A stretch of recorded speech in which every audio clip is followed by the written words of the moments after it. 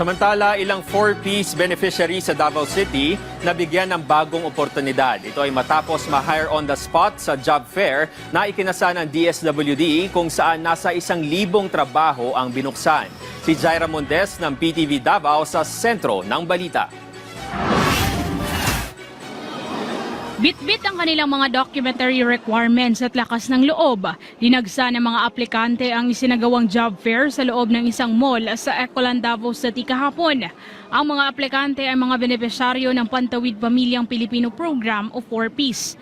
Gaya ni Dexter na mula pa sa malayong barangay sa Paquibato District. Kabado man, ngunit pipilitin niyang makuha ang trabaho bilang bagger sa isang mall sa Davao City.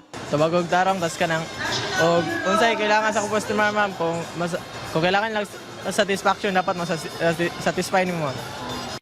Ang mga kagaya ni Dexter ang nais tulungan ng Department of Social Welfare and Development 11, lalo na sa krisis na kinakaharap ng bansa dahil sa epekto ng mataas na inflation rate. At least na continuity ang atong programa, not only on helping them to raise the children, to send them to schools, hangtod sa makatrabaho sila o kanang makasustain na ang ilang kita sa ilang pamilya.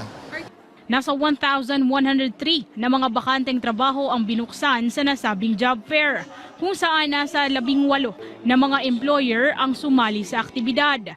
Ikinatuwa naman ng ilang employer na may mga aplikante na nakitaan ng potensyal na makapasok sa kanilang kumpanya. May mga match naman ng mga applicants and they will be invited for an online assessment. At sa magandang pagkakataon, hired on the spot nga si Dexter. Ayon sa kanya, gagalingan pa niya sa trabaho. Magtarong ka ko, ma'am. Tarong niya. Mga to, kanang taga-arag kuhan. Satisfaction ng mga customer, ma'am. Tarongon nagdala, ma'am. Kabalo po kumadya sa akong time, ma'am.